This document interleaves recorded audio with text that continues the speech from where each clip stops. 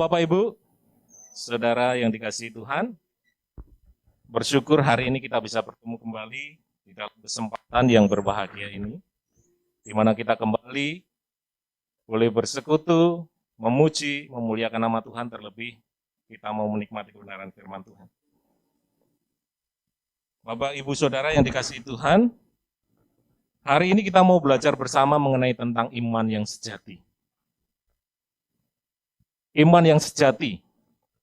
Kalau ada kata iman yang sejati, pertanyaannya apakah ada iman yang tidak sejati? Menurut Bapak, Ibu, Saudara ada enggak iman yang tidak sejati itu? Ada? Kira-kira ada enggak? Halo? Ada enggak iman palsu? Ada. Bahkan banyak di antara kita yang kadang kita ngomong saya ini Kristen. Kalau Kristen kan harusnya pengikut Kristus. Ya. Pengikut Kristus. Terkadang kita ngomong saya ini percaya Yesus sebagai Tuhan. Tapi apakah dengan kita ngomong saja itu kita sudah punya iman yang sejati? Belum tentu. Karena ketika ngomong itu paling gampang, ya kan? Tapi membuktikan iman yang paling susah. Karena iman itu harus kita yakin dan percaya, kita mengaku dengan mulut kita, percaya dalam hati kita, dan diwujudkan oleh perbuatan kita. Jadi wujud iman kita adalah perbuatan kita. Di dalam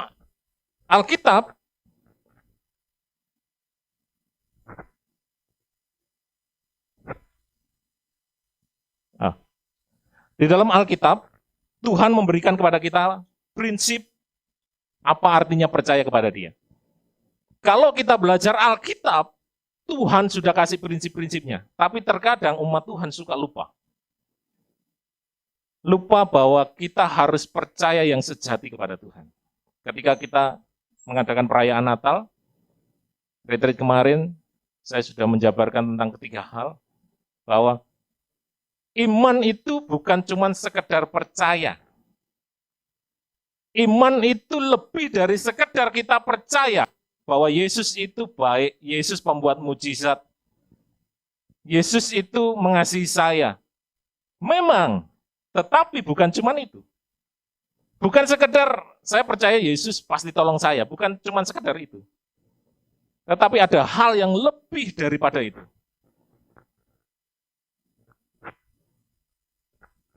Percaya kepada Dia adalah suatu yang begitu luar biasa. Hal ini tidak pernah bisa digantikan oleh apapun.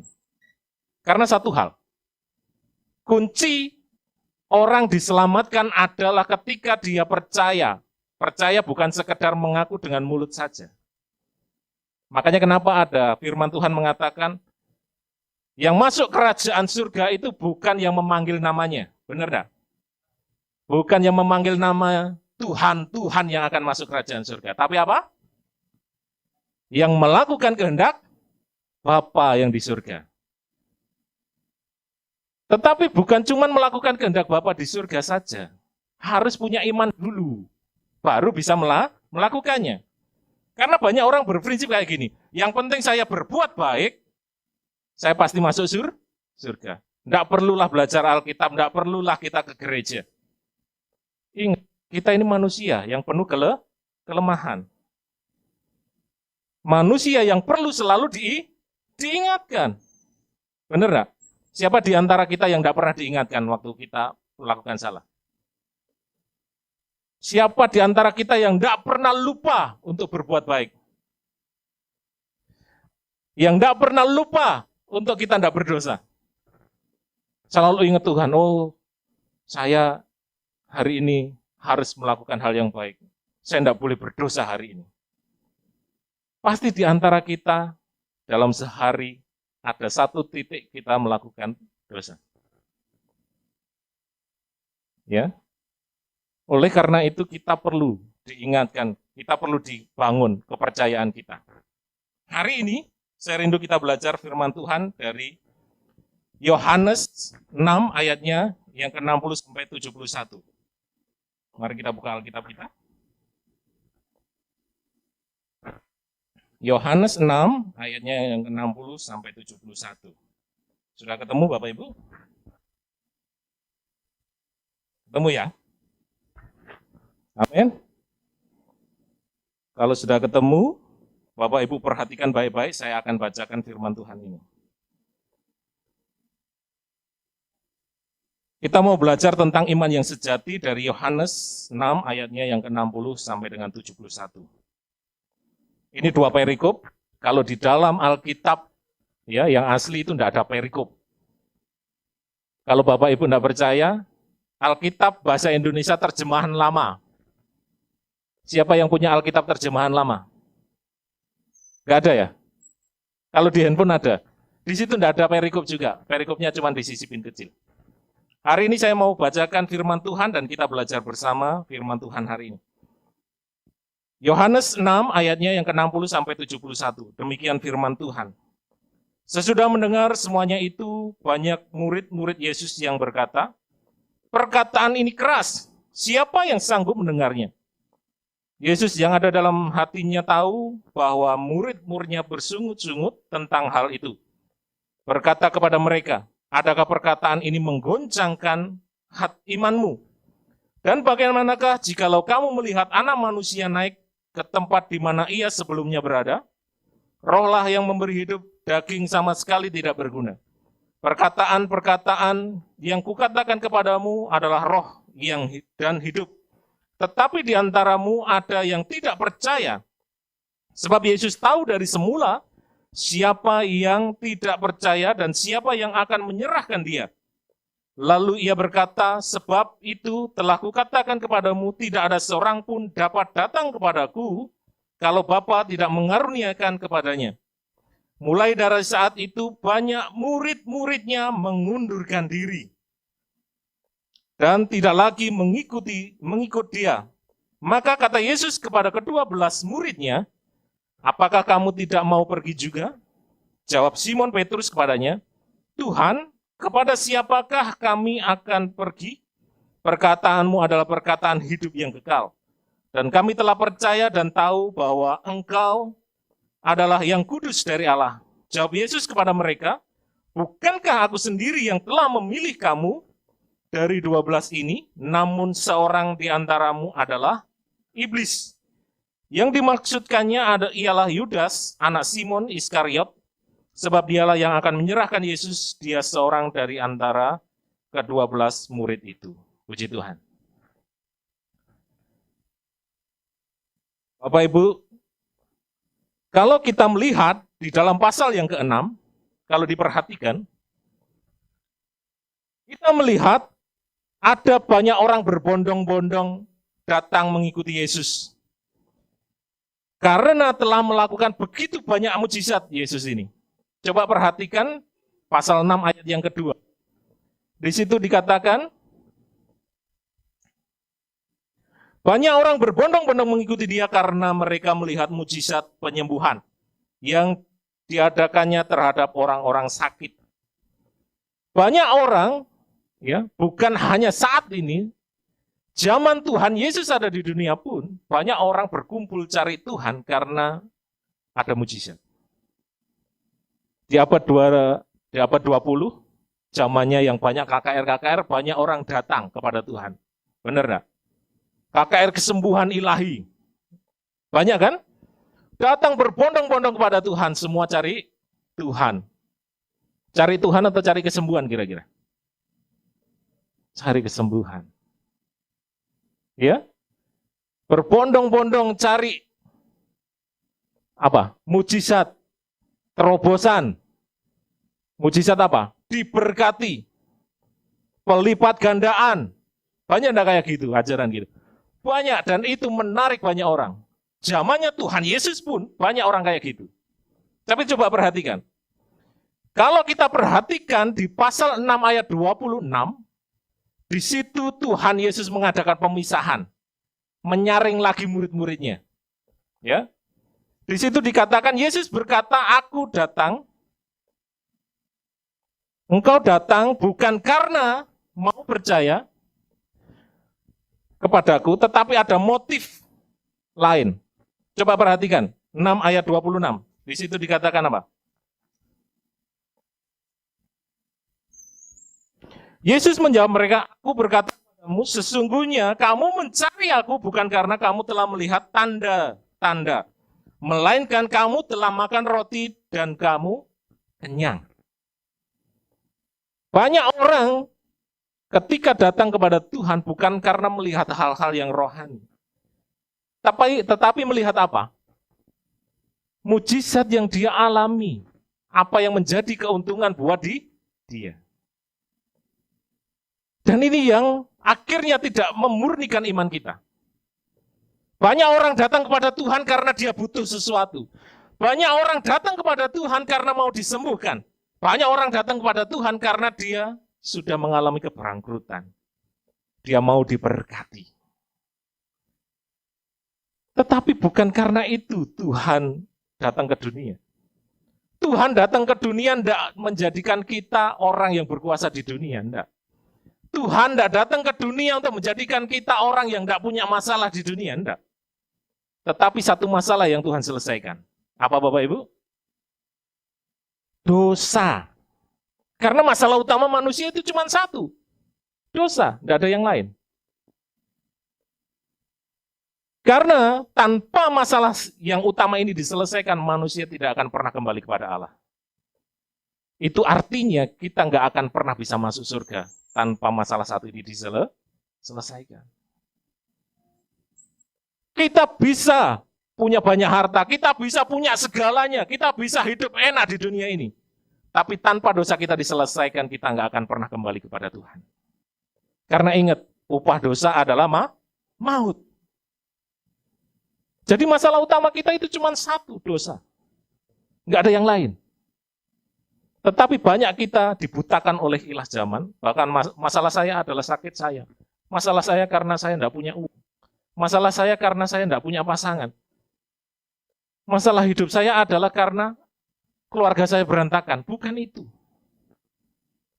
Masalah kita cuma satu, dosa. Harusnya kita bisa melihat hal-hal yang rohani. Hal-hal yang membawa kita kepada kehidupan kekal. Jadi kalau kita melihat bahwa apa yang Tuhan Yesus katakan ini, perkataan Tuhan yang begitu keras luar biasa ini, adalah perkataan untuk menguji hati setiap orang-orang yang mengikuti dia. Kalau kita lihat lagi, banyak orang berbondong-bondong datang kepada Tuhan karena dia perlu sesuatu. Berbondong-bondong datang kepada Tuhan karena mengalami mujizat. Tapi pertanyaannya, ketika mujizat tidak terjadi, apakah kita tetap datang kepada Tuhan? Banyak orang ketika dia doanya tidak dijawab, dia bilang apa? Tuhan jahat. Tuhan tidak sayang saya. Tuhan lupa saya. Kalau Tuhan lupa kita, apa kita bisa hidup? Enggak. Bahkan orang enggak kenal Tuhan pun Tuhan tetap ingat, benar enggak? Kalau Tuhan enggak ingat, enggak bakalan Tuhan kasih matahari. Ya? Ingat, Tuhan bukan seperti kita, Bapak Ibu Saudara. Tuhan selalu baik. Tetapi kenapa ada kadang penghukuman? Bukan karena Tuhan jahat, Tuhan enggak pernah jahat. Tuhan tidak pernah sekalipun menghukum manusia sebenarnya. Tetapi karena sifatnya Tuhan, dia itu baik, mengasihi, tetapi dia juga adil. Keadilannya Tuhan inilah yang menjadikan upah dosa itu maut. Ketika orang bersalah harus dihukum, ya karena keadilan, bukan karena Tuhan jahat. Tapi seringkali kita disalah artikan bahwa kita disalah mengertikan kalau Tuhan itu jahat. Tidak pernah jahat. Ketika kita mengalami hal yang terburuk dalam kehidupan kita, kita pun harus tahu bahwa Tuhan itu baik. Saya sudah belajar banyak, Bapak Ibu, melalui kehidupan saya sendiri pun. Saya sering kali katakan, ketika anak kami diambil pun, ketika anak kami dipanggil Tuhan di umur 9 tahun pun, Saya belajar banyak bahwa Tuhan itu tetap baik kok. Saya sudah membuktikannya. Saya dengan istri pun membuktikannya. Kalaupun kami mengalami masalah apapun, kami tetap berusaha. Kami buka hati kami, buka pikiran kami, kami melihat dengan clear, dengan jelas bahwa Tuhan itu baik. Dan karena kebaikan Tuhan terkadang ada hal-hal tertentu yang Tuhan sediakan yang terbaik, tapi bukan untuk kita nikmati. Kemarin di doa Jumat, saya sudah menjelaskan bahwa ada hal terkadang yang Tuhan sediakan itu terbaik, tapi nggak bisa kita nikmati. Bahkan nggak boleh kita nikmati. Makanya kenapa terkadang ada saatnya kita merasa hidup kita ini udah enak banget. Loh, Tuhan katanya Tuhan mengasihi saya, tapi hidup saya kok sengsara. Ya, saya kemarin ilustrasikan tentang pohon pengetahuan yang baik dan yang jahat. Pohon pengetahuan yang baik dan yang jahat itu baik enggak kira-kira? Tuhan sediakan. Apakah karena Tuhan mau mencobai Adam Hawa? Enggak. Tuhan sediakan yang terbaik, tapi belum tentu untuk dinikmati manusia. Karena kita enggak maha mengerti, kita enggak paham segalanya. Kalau kita paham segalanya, kita bisa lihat bahwa Tuhan itu selalu baik.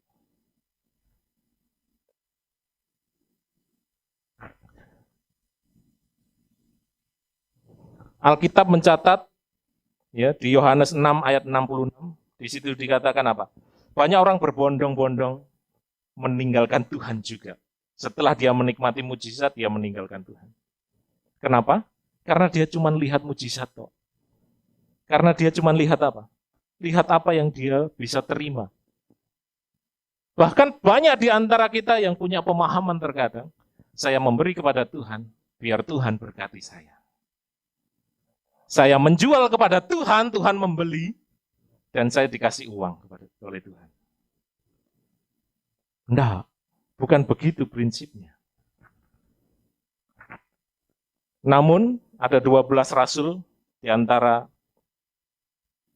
orang-orang itu, Yesus berbalik menantang kepada mereka, apakah kamu juga mau pergi? Kalimat ini membuat murid-murid Yesus dan setiap kita orang percaya harusnya ditegur. Pertanyaannya adalah, kenapa kita percaya Yesus?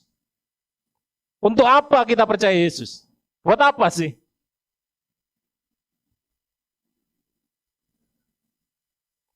Hari ini pertanyaan besarnya adalah, bagaimana iman yang sejati itu? Yang pertama,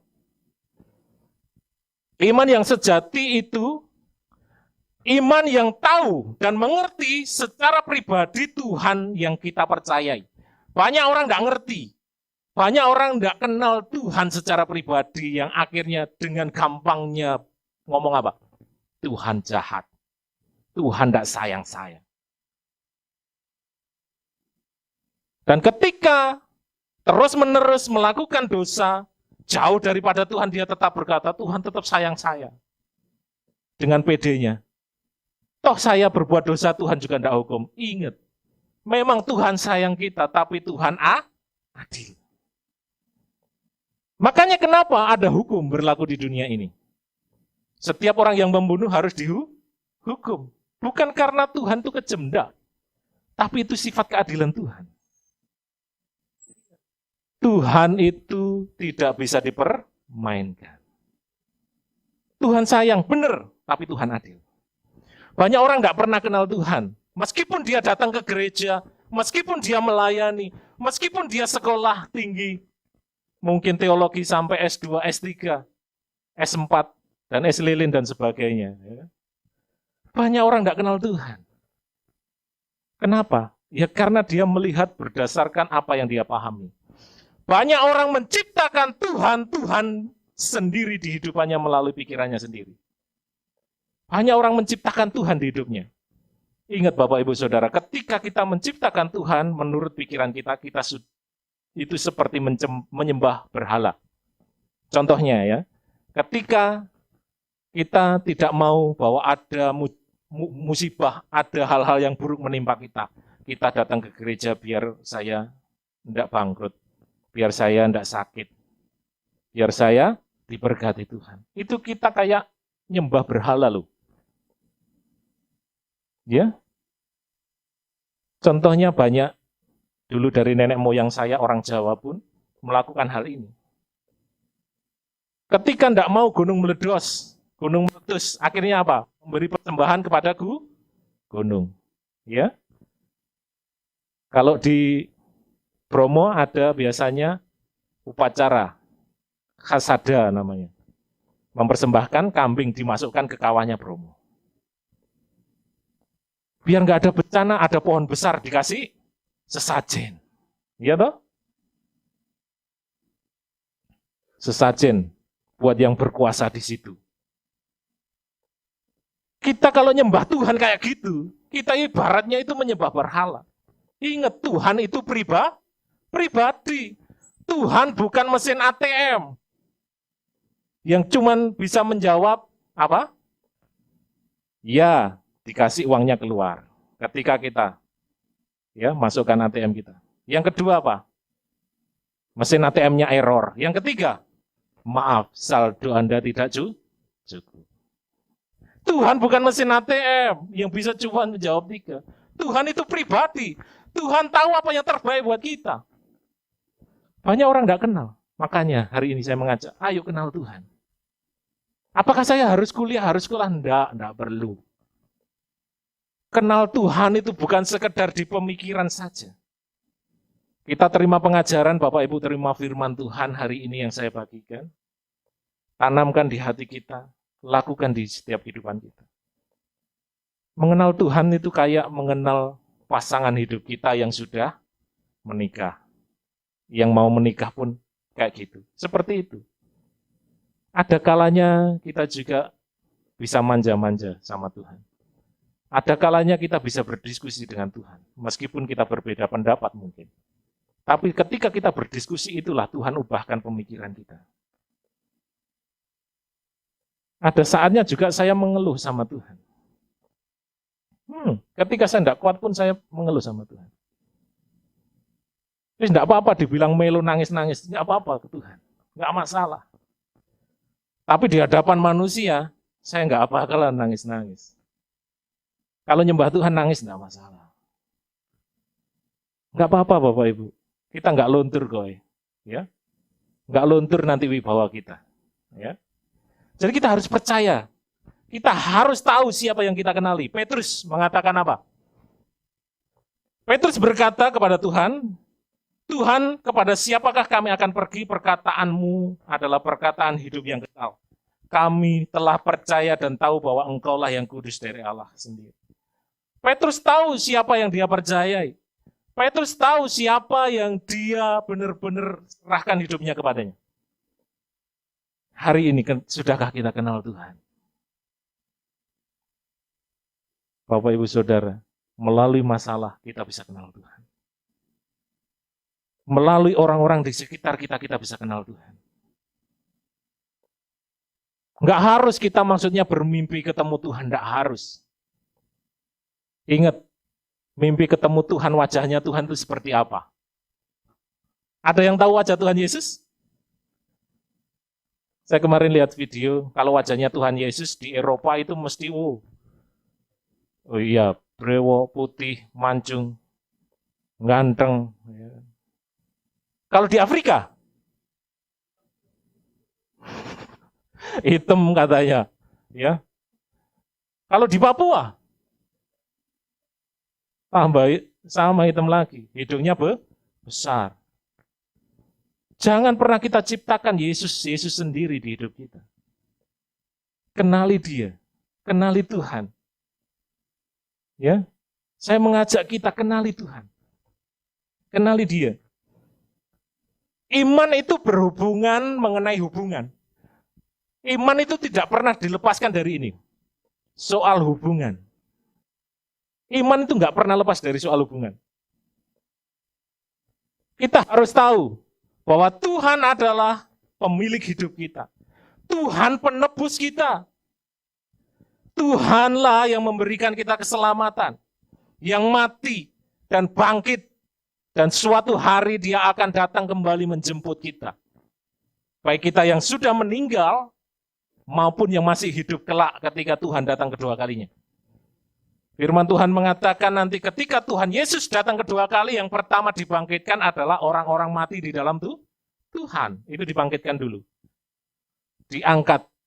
Dan kita yang masih hidup akan diangkat bersama-sama.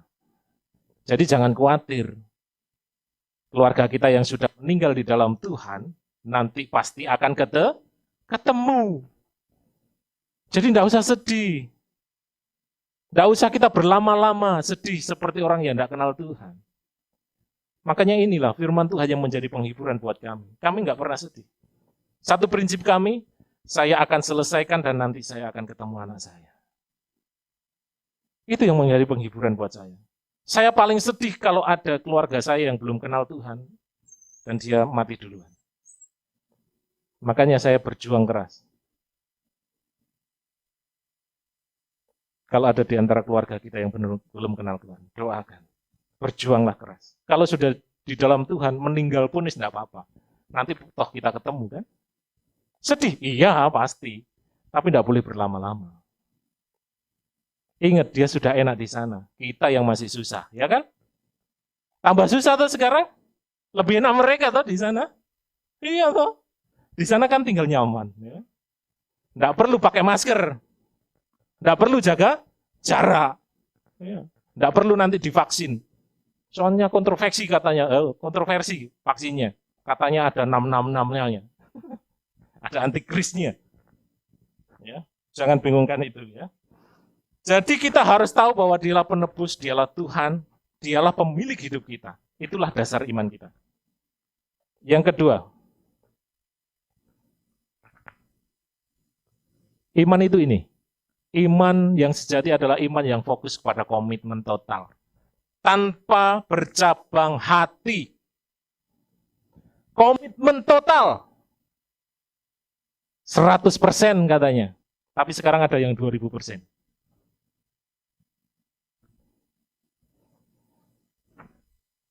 Iman yang sejati itu tidak bisa mempunyai dua Tuhan di hidupnya.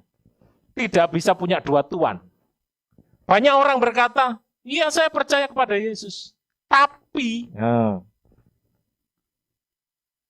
lakukan firman Tuhan itu. Iya, saya mau lakukan, tapi. Nggak ada tapi. Kalau kita percaya kepada Tuhan itu nggak ada tapi. Ya. Contohnya nih, anak kecil, ketika ke belakang dari rumah, terus dia ke belakang, dia ketakutan. Terus kita ngomong, kamu gak percaya Tuhan ya? Percaya sama Tuhan. Kamu gak percaya Tuhan sanggup melawan setan? Percaya. Tapi saya kaget nanti kalau tahu-tahu muncul. Percaya Tuhan itu tidak bisa kagetan. Percaya enggak kita bisa lawan iblis? Ayo, siapa di antara kita yang enggak takut hantu, Bapak Ibu? Loh. Oke, nanti yang angkat tangan ya, tiba-tiba malam nongol beneran? Beneran berani? Ayo. Loh, nggak usah lari. Tahu enggak rupanya setan kayak gimana? Nggak tahu ya? Ayo, cantik? Apa berupa apa ini? Apa itu? Pocong? Atau kalau di Cina itu apa? Vampir? Kalau di Amerika apa? Dracula. Apakah seperti itu? Apa? Zombie? Apakah seperti itu? Anda sudah ketipu. Ya. Kenapa setiap daerah pasti punya hantu sendiri-sendiri, benar enggak? Karena itu yang ditakuti orang daerah situ. Kalau di Indonesia takutnya pocong. Kenapa? Ya karena orang mati mesti dipocong. Kenapa di daerah Cina seperti vampir itu? Pakaian kerajaan. Ya karena meninggal dikasih pakaian seperti itu. Nggak usah takut Bapak Ibu. Ya. Saya dari dulu sering tidur di makam. Ya karena dulu pengalaman saya kan saya ikut pencak harus ambil bannya pencak itu mesti di makam. Untuk tes katanya, tes beranian. Saya dulu sempat ngetes, saya tidur di rumah walet.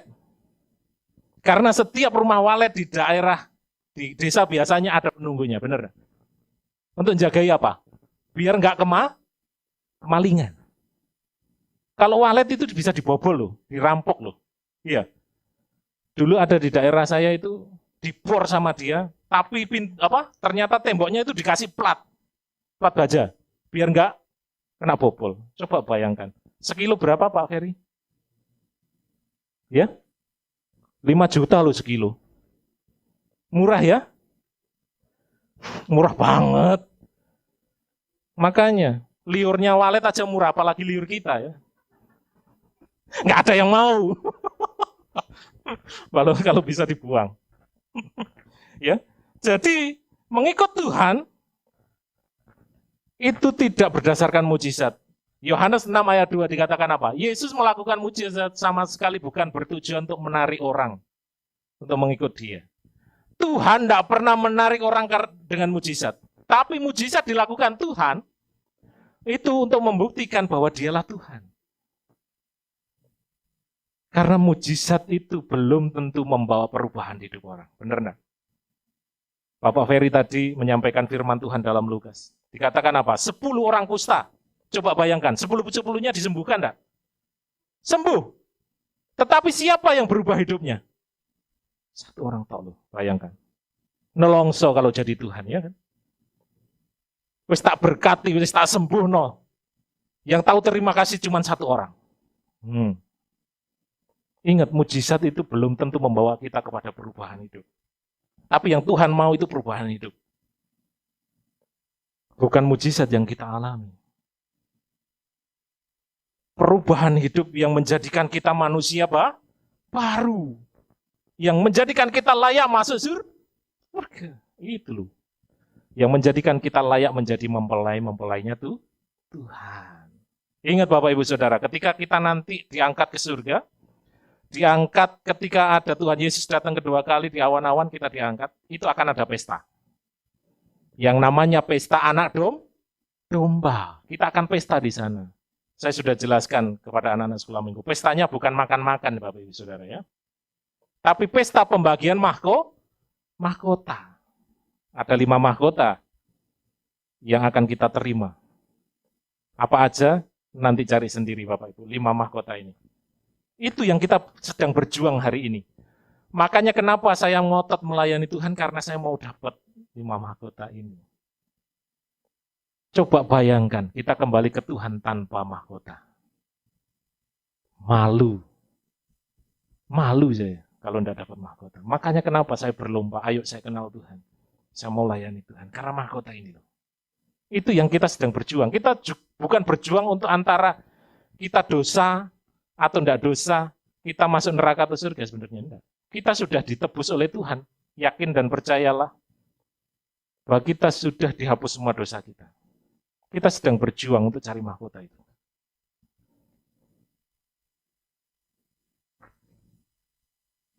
Iman yang sejati itu tidak bisa mempunyai 2 tuan.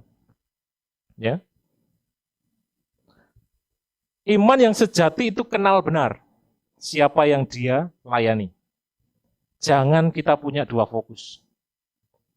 Banyak orang, iya, Tuhan ya Tuhan, tapi kan enggak bisa. Kalau kita percaya Tuhan, ya percaya Tuhan.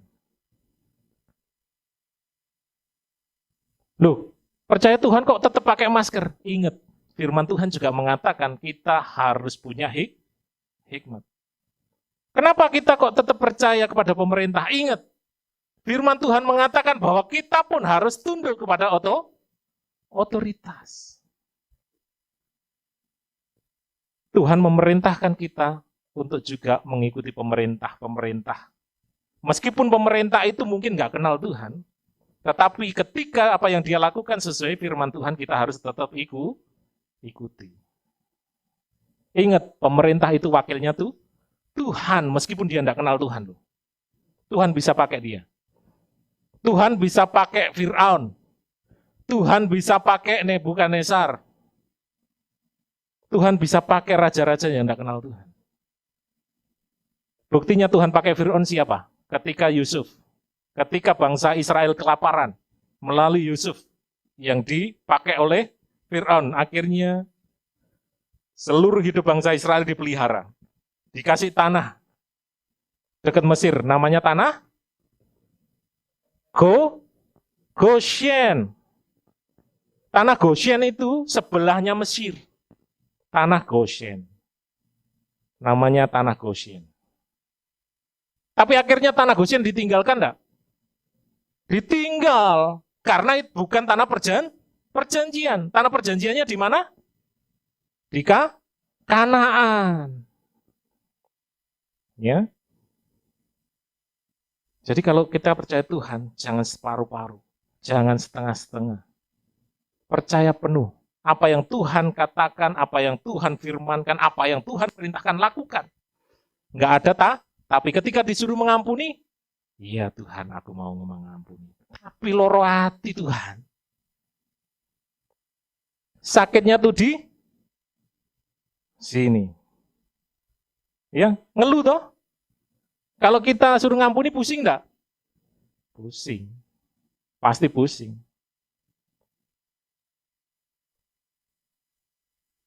Disuruh percaya Tuhan, iya Tuhan, tapi ya opo nggak selesai-selesai masalahnya. Akhirnya pakai caranya sendiri. Ingat Bapak Ibu, permasalahan itu akan selesai pada waktunya. Waktunya siapa? Ya waktunya sendiri. Kalau nggak percaya ya Bapak Ibu, diamkan aja. Selesai enggak? Selesai, tapi nggak tuntas. Ya, karena pada waktunya kita pun akan selesai dengan sendirinya. Benar ya? Waktunya Tuhan. Umur kita selesai berapa ya? Kita enggak tahu. Ya. Jadi itu, percaya Tuhan.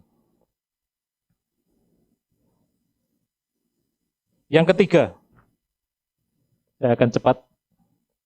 Iman sejati itu selalu harus diuji. Digoncangkan untuk membuktikan kesejatiannya.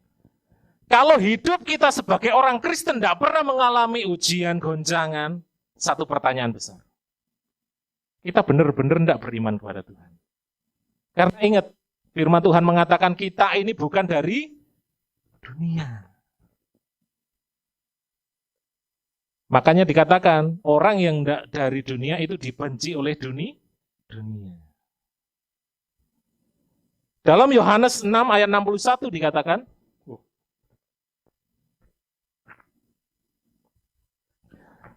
adakah perkataan ini menggoncangkan imanmu, kata Tuhan.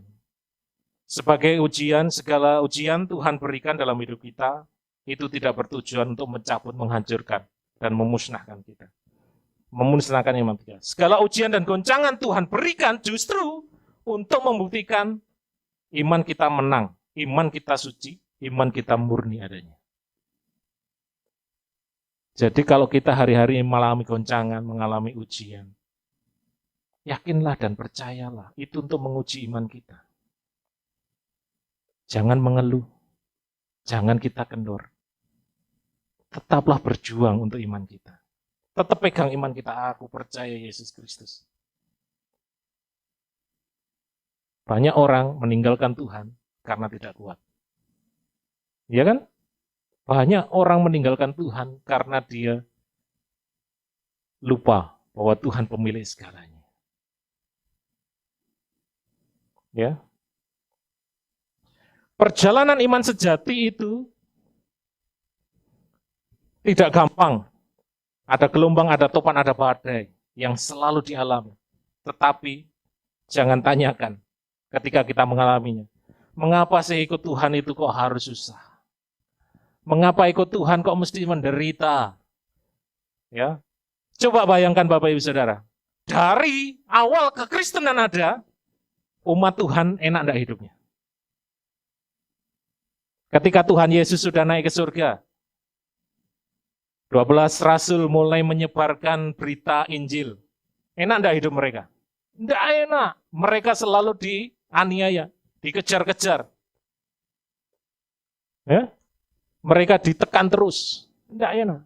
Bahkan sampai hari ini ketika kita percaya Yesus, kita sungguh-sungguh kepada Tuhan, banyak hal yang akan menghimpit kita.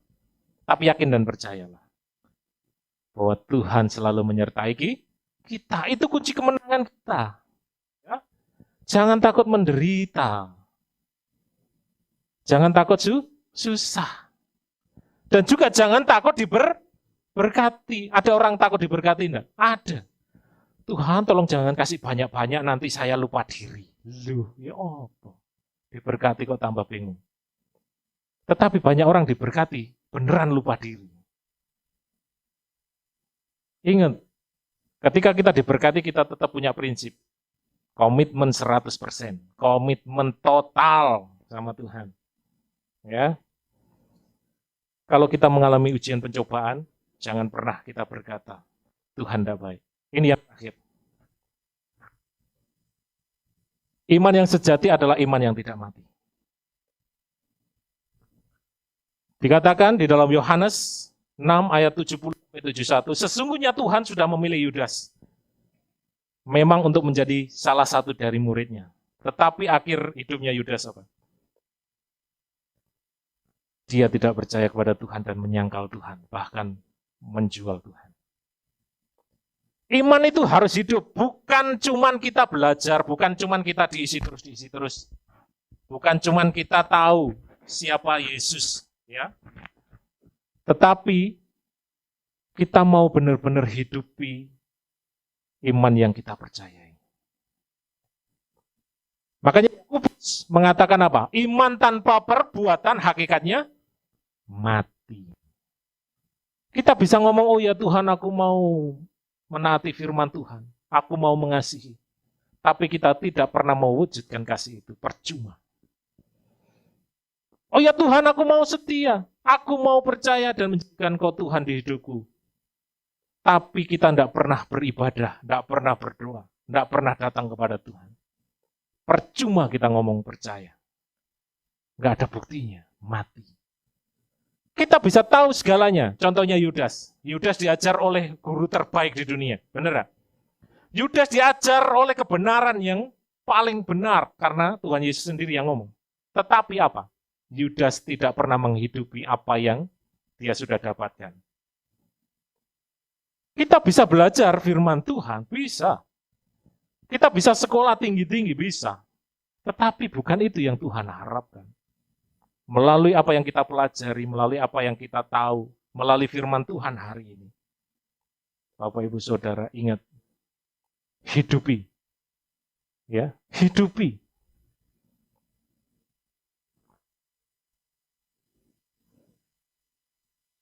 Karena apa?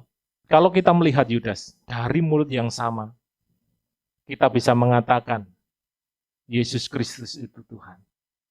Tetapi dari mulut kita yang sama kita bisa ngomong Tuhan itu jahat. Coba bayangkan. Di satu waktu kita ngomong Tuhan luar biasa, Tuhan baik, Tuhan mengasihi saya. Tapi di satu waktu kita bisa ngomong Tuhan itu jahat.